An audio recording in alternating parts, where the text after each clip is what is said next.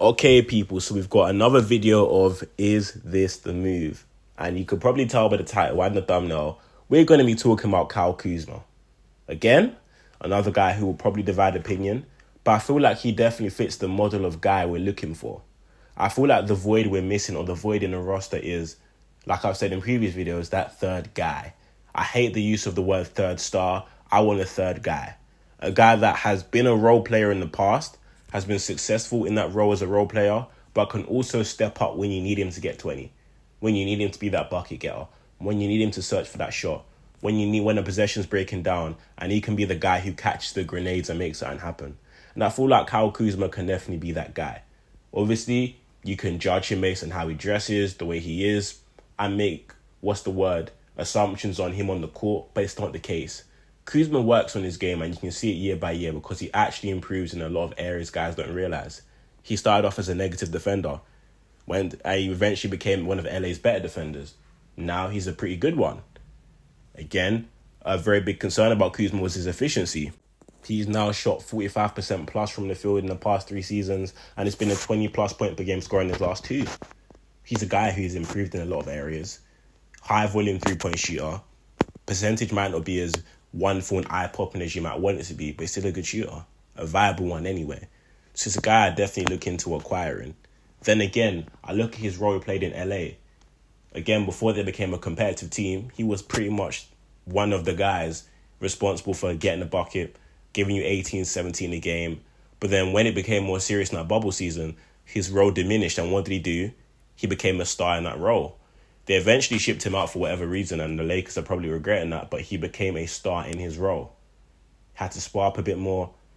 His offense wasn't as, free-flowing. He kind of got the ball at random times. There was no set points or set places Kuzma was going to get his shots from. He could get 10 shots one night, he could get 5. But he adjusted to that really well. And with this lack of shots, he locked in and became a better defender. That's the type of guy we need over here. I'm not going to repeat what I say in previous videos, but again, look at the Nuggets. Kuzma's a guy who fits the bill. He's not as good as a shooter as Michael Porter Jr., but he's a better defender than MPJ. He's a guy who is 6'9", 6'10", in my opinion. I don't care. He's not 6'8", he's tall. He can move, though. Kuzma can move. He's nimble. He's quick laterally. He can put the ball on the floor. He's a high IQ player, despite what the Shaq team clips might make you believe. And he's a guy who I definitely look into acquiring, and the guy who will definitely fit the team. Nick Nurse is a guy who does wonders with long athletic players. He made Chris Boucher look serviceable. Boucher stinks. I don't care what anyone says. Chris Boucher is not good. He made him look good. Let alone the actual guys with talent he had, such as Pascal, OG, Scotty Barnes. And look what he's done with them. Look at the type of players they are now. I'm not saying Nick Nurse is going to develop them, but Kuzma's a guy who has game. So adding that to our team will not only give Nick Nurse his ideal type and prototype of player and wing, it also gives him more versatility on the offensive end. Like I said, Tyrese Maxey's a star. Joel Embiid's a superstar. We're starting to see now when Tyrese gets hot, he's getting doubled and blitzed off screens. And it's one of those ones where we don't really know what to do.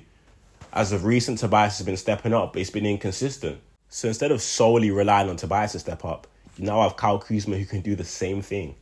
Do you get what I'm trying to say? Not only that, you add more kind of a sense of being more dynamic to the offense as well, because Kuzma's a guy who can play fast.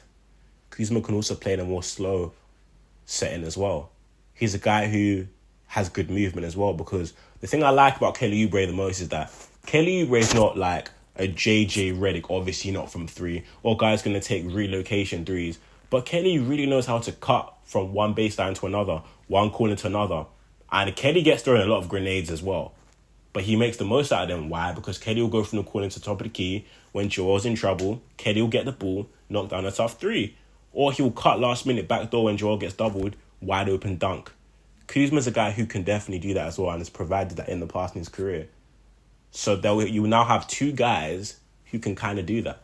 Kuzma's obviously not the athlete Kelly Oubre is, but you get what I'm trying to say in the sense of good off-ball movement, intelligent offensive players, easier buckets. You get what I mean? I feel like the only concern would be, are him and Tobias a bit similar? You know, Kuzma does like getting inside. He likes his kind of mid-range game too. Could that kind of collide with Tobias? I'd say yes or no, because Kuzma has shown in the past he can basically be a 3-and-D guy but he's more than that in this point in his career. But I feel like overall, he's the type of guy who would greatly help this team. I feel like an emphasis on this team before you guys say, oh, we need guards. I mean, there's a potential to maybe waste both your first round picks or one of them and try and get both Tyus Jones and Kyle Kuzma off the Washington Wizards. And if you do that, now we're talking. I mean, we're talking now.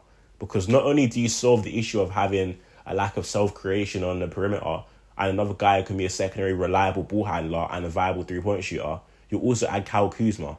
That, in my opinion, pushes you over the top more so than getting a name such as Zach LaVine, who I do not want at all.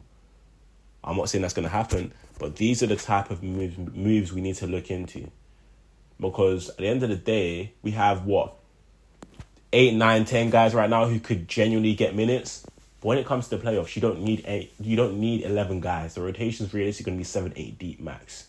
So get 7, 8 rotational players who are solid and will do the job.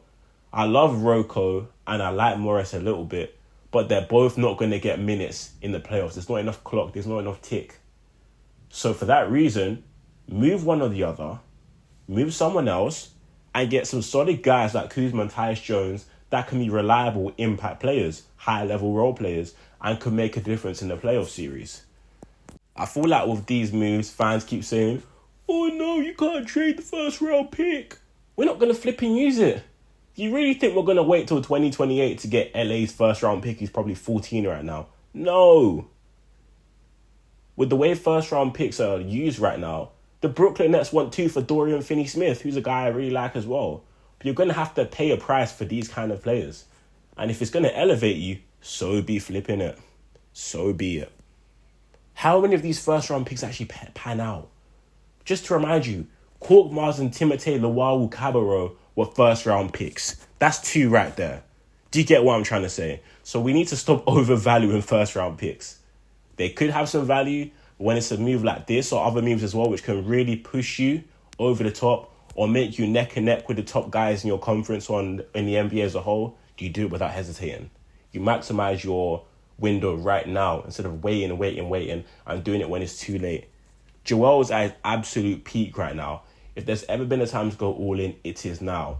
Because Joel's at his peak. He might still be very good for a couple more years, but I don't know if he's going to be at his peak for much longer. Tyrese Maxey is about to reach his peak. So will you be able to kind of find a middle ground? Whilst Joel's at the top of his game, Tyrese is getting there. Add another guy as well. So let's say Joel slightly declines in the next 3 years. Whilst Tyrese is still ascending, he has other guys as well who are just as good with him in their prime. So I feel like now is the time to look at these kind of moves and go in. Kuzma is a guy who gives you great value on that contract. He's earning $25 million this season with an average of 22.5 overall per year. With the way the salary cap's increasing, the thresholds on contracts, meaning players can earn more increasing. Kuzma's contract is so valuable. Do you know why? Because it's front-loaded. What does that mean? Every single year Kuzma's under contract, his contract goes down. Not like Tobias's, which went from 32 to 35 to 38 to 40. Kuzma's goes from like 25 to 22 to in his final year, he's earning about $19 million. So it's a team-friendly contract. It's a wonderful contract. So that's definitely a guy with it for his production anyway. So it's a guy who gives you, I wouldn't say necessarily flexibility, but it's a team-friendly contract. And if it doesn't work out with that money, you can therefore make something else happen as well. But that's just my suggestion. In the comment section down below, I want to hear what you guys think. Do you guys feel like Kyle Kuzma's the guy? Are you a bit 50-50 on him? Or do you just think there's better options out there? And if so, what options do you think there are? Alongside that, let me know the kind of trade package you might think it will require to get a guy like Kyle Kuzma. Would it be a lot? A little bit? How many first-round picks and players do you think the Washington Wizards would want? And overall, do you think there's a possibility we can add a guy like Tyus Jones in the deal as well? Is Tyus Jones a guy that you would want? Is he a guy which you're a bit 50-50 on? I want to know what you guys' thoughts in the comment section down below. But overall, I'm definitely intrigued by the possibility of getting a guy like Kuzma. I feel like he adds a lot from just overall just being a guy who can give you 20 when you need a guy to step up, but also slip back into being that role player, that high-level role player which you need. So I'm definitely high on Kyle Kuzma. But like I said earlier, let me know what you guys feel about this in the comment section down below. Suggest more video ideas. I'll provide them for you guys. I'll give you guys the content you want. But thank you guys so much for watching today. Stay blessed, my people, and I'm out. Peace.